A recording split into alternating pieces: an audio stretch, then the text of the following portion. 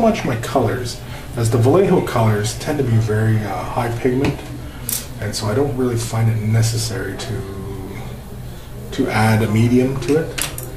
But with my metallics, I do really like adding the medium, because often anybody who's ever painted with their metallics and thinned it down with just simply water, you'll see the little metal pigments, the little metal filings, you know, whatever they are. Just a pigment, we'll just call it tonight.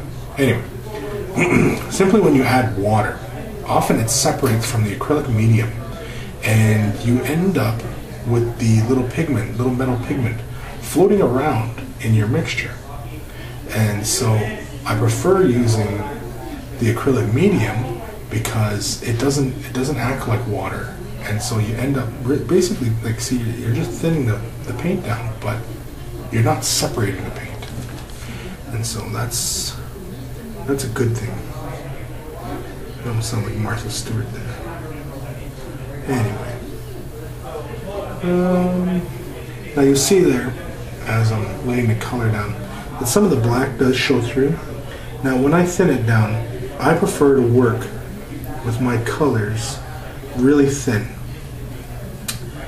and so I don't mind spending the time putting 2 coats on a model, and because basically you maintain more control, and you often end up with a smoother finish on your model when you work with it in a thin state.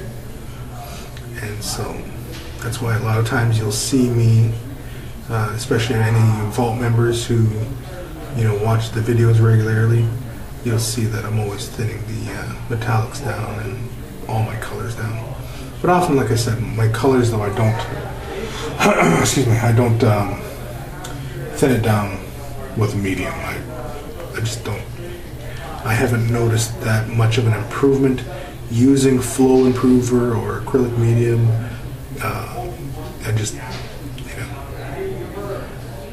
not to say that my way is the right way, just personal preference. As I'm sure some of you would swear by the acrylic medium as being the only way to thin down your paints, but not I. Not I. And so, what else has been on the table? What else has been on the table is I still need to get started on the dark potential tables for, obviously, dark potential. And basically the tables are going to be something different,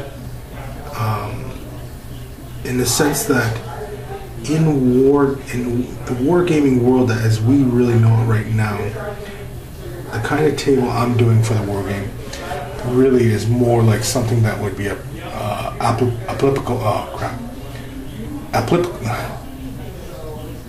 You know the word I'm looking for. I can't say I'm tongue-tied right now. Anyway,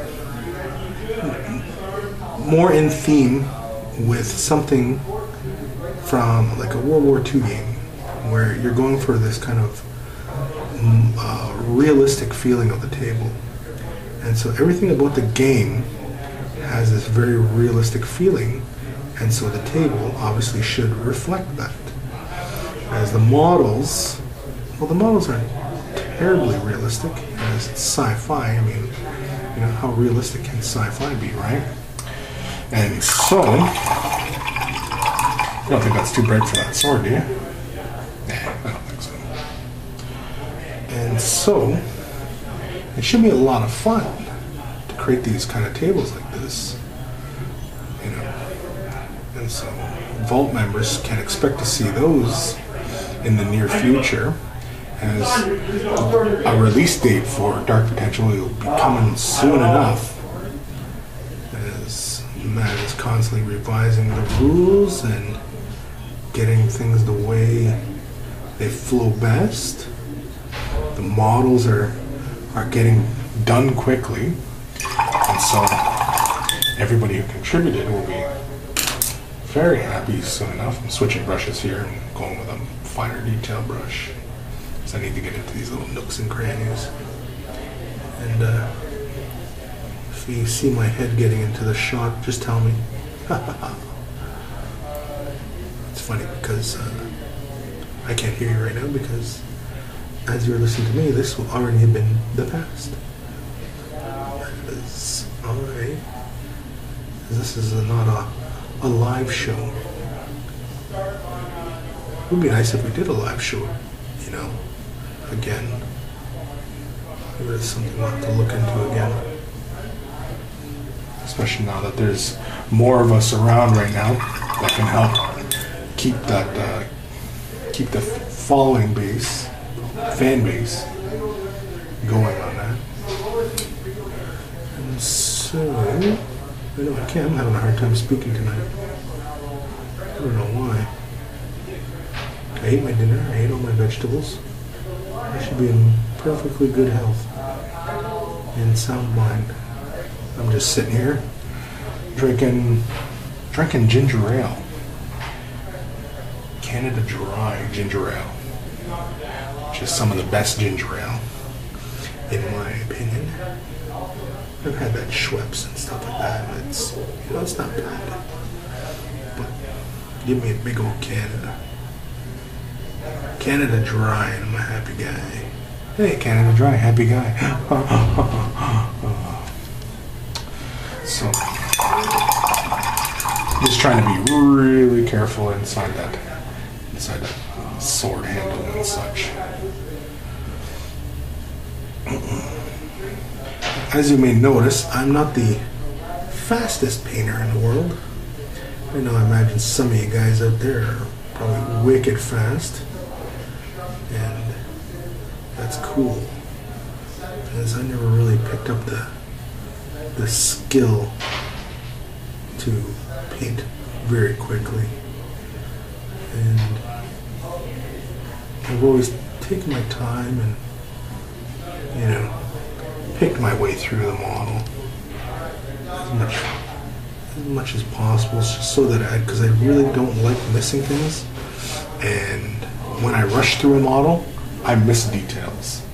I'll miss something, and then it's like you know, weeks later, and I'm looking at the video of it or something, and it's like, oh my god, I forgot this or forgot that, and you know, pain. It's all a pain.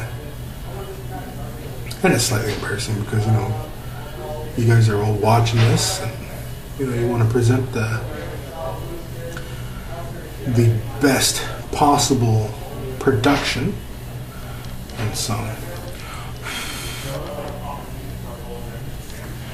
think that sword's fine, right?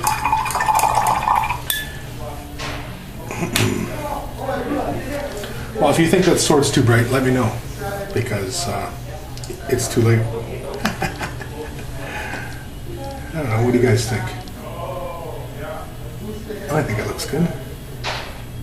And it's looking more like the artwork. She's got this great big golden sword. I think it's going to work. I think this is going to work. All you guys out there who would rather me quit playing with the camera, who would rather me have filmed it close in, I actually am not comfortable painting it like that. Now, I do a ton of tutorials, and you think, well, by now the guy would be used to it, right? But I'm not. And because often I'm sitting like this and I'm, you know, painting, and it's like, you know, very confined feeling. Whereas I like to rest my elbows on the table and paint like this. Like how I am painting right now. Or sometimes I'll bring the model almost like right to the light, and I'll paint. And it's actually better for you to paint like that. Like here, forgive the camera jostle, but I'll show you what I mean. Wait, there we go. And let's, no, wrong way. Let's zoom the camera out and see here, bring it right to the lights. And so sometimes I'll rest with my elbows right on the table, and then I'll work, and the light is like right here, and then I'll work right like this. And in fact, for now, that's what I'll do, just because it's comfortable, and this is, you know,